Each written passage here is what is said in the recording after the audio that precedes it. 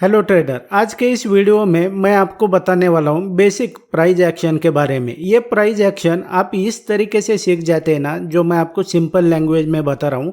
Chart को कैसे read करना है, ये मैं जो मेथड बता रहा हूँ ना, इस मेथड के हिसाब से चार्ट को रीड करेंगे ना, तो बेसिकली आपको एडवांस में पता चल जाएगा कि प्राइस में रिवर्सल कहाँ से आने वाला है। इसका अलर्ट जो है तो आपको पहले से ही मिल जाएगा।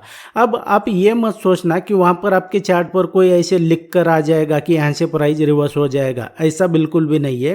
कुछ बेसिक इसके प्राइस एक्शन होते हैं, जैसे आप स्कूल में पढ़ते हैं तो 1 2 3 ABCD ये जैसे बेसिक होते हैं, उसी तरीके से ट्रेडिंग और स्टॉक मार्केट का बेसिक होता है। तो इसी को मैं जो है तो आज आपके साथ यहाँ पर रिवील करने वाला हूँ। आप इसको एक बार समझ लेंगे ना तो ट्रेडिंग आपके लिए आसान हो जाएगी। तो आपने क्या करना है, वीडियो को तो एंड तक देखना ही देखना है बॉस। और मेरा कोर्स जो है तो वो क्लोज होने में बहुत कम समय बचा है। आप अगर इसको लेकर इंटरेस्टेड है ना और इसको लर्न करना चाहते हैं तो, और आप इसको डीप में सीखना चाहते हैं ना, तो आप क्या कर सकते हैं कि मेरे कोर्स को ज्वाइन करने के बारे में सोच सकते हैं, जिसका जो डिस्क्रिप्शन में मैंने इसका डिटेल दिया हुआ है, आपको इसका इंस्टेंटली एक्सेस मिल जाएगा। So without wasting any time let's begin. Trader, यहाँ पे अगर देखेंगे तो ये बैंक निफ्टी का प्रैक्टिकल चार्ट है। इसकी मदद से आपको मैं एक्सप्लेन करने वाला हूँ।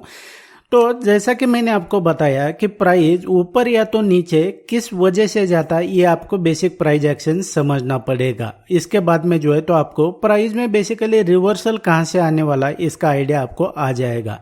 अब आपके जानकारी के लिए बता देता हूँ, आप अगर अभी भी यही समझते हैं ना कि प्राइस आपका जो EMA होता है या तो कोई RSI होता है, बॉलिंगर बैंड होता है, MACD, ये जो बाकी के इंडिकेटर होते हैं ना, ये इनकी वजह से अगर प्राइस ऊपर या तो नीचे जाता है तो आप सरासर गलत है।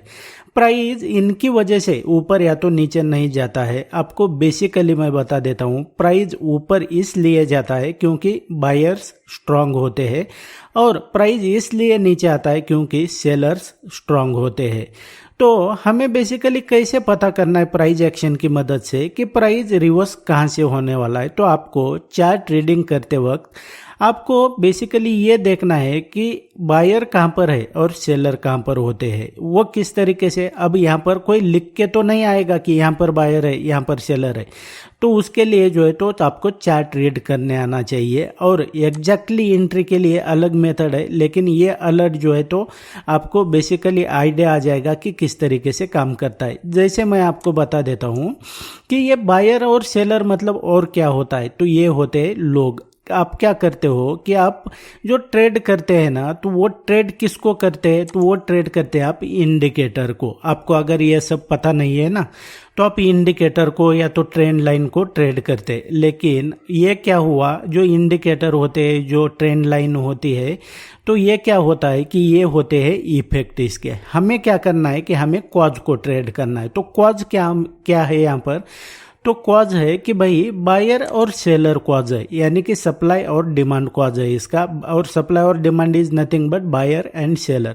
अब इसको थोड़ा डीप में हम समझ लेते हैं कि मान लो यहाँ से क्या हुआ है कि प्राइस इस तरीके से ऊपर चला गया है, तो यहाँ पर बायर अब एक होता है क्या, या तो कोई सेलर एक होता है क्या, नहीं होता है। एक बायर या तो एक सेलर के मूवमेंट को हम यहाँ पर ट्रैक नहीं कर सकते, लेकिन यहाँ पर मल्टीपल बायर होते हैं, मल्टीपल सेलर होते हैं। तो हमें कलेक्टिव जो स्ट्रेंथ होती है ना, तो उसको ट्रैक करना है। उसको देखना है कि भाई सबसे ज़्यादा बायर कहाँ पर है और सबसे ज़्यादा सेलर कहाँ पर है। और बायर और seller is nothing but people, लोग होते हैं। हमें क्या करना है कि लोगों को ट्रेड करना है। आपको ये थोड़ा जो है तो डिफिकल्ट लग रहा होगा, आपको लग रहा होगा कि भाई ये क्या बता रहे, लेकिन आपको एक्सपीरियंस है ना, आप अगर इसको समझते होंगे ना अच्छी तरीके से, तो आपको सही तरीके से पता है कि मैं क्या कह रहा हूँ। लेकिन अभी भी आप उसी इसमें चक्कर में पड़े हुए हो, ट्रेंड लाइन, लाइव ट्रेडिंग, या तो कोई मूविंग एवरेज, RSI, MACD, तो फिर आपके लिए नहीं होने वाला, ये आपको डिफिकल्ट हो जाएगा समझना। तो हमें क्या करना है कि लोगों को ट्रेड करना है, मतलब बायर सेलर अल्टीमेटली वही बातें हैं। तो अब हमें ये कैसे पता चलेगा कि भाई प्राइस कहाँ से रिवर्स होने वाला है, क्योंकि प्राइस तो एक जगह से ये नहीं होता है ना, रिवर्स नहीं होता है उसको, क्योंकि प्राइस में जो ट्रांजैक्शन होते हैं ना, ट्रांजैक्शन मतलब क्या है, लोगों को, बहुत सारे लोगों को तो प्राइस किसको कहते हैं ये तक पता नहीं है, तो वो थोड़ा मुश्किल हो जाएगा आपको, लेकिन ये सिंपल लैंग्वेज में मैं आपको बताने की कोशिश कर रहा हूँ। तो आपको कैसे पता करना है कि प्राइस कहाँ से रिवर्स हो सकता है, तो यहाँ पर मैं आपको बता देता हूँ सिंपल। इसमें आपको क्या करना है, आपके चार्ट पर, चार्ट को देखना ही ऐसे है बायर और सेलर के पर्सपेक्टिव से, मतलब ये बाकी चीज़ें भूल जाओ, इंडिकेटर फिंडिकेटर जो भी होता है, आपको बायर और सेलर इस तरीके से चार्ट देखना है। वो किस तरीके से, तो अब यहाँ पर देखेंगे, देखते वक्त आपको ये देखना है कि भाई बायर कहाँ पर है, सेलर कहाँ पर है। जैसे एग्जांपल के लिए मैं आपको बता रहा हूँ, यहाँ पर देखेंगे, यहाँ से क्या हुआ है, मल्टीपल टाइम प्राइस नीचे गया है ना, यहाँ से ऊपर नहीं जा पा रहा है, यहाँ पर देखेंगे।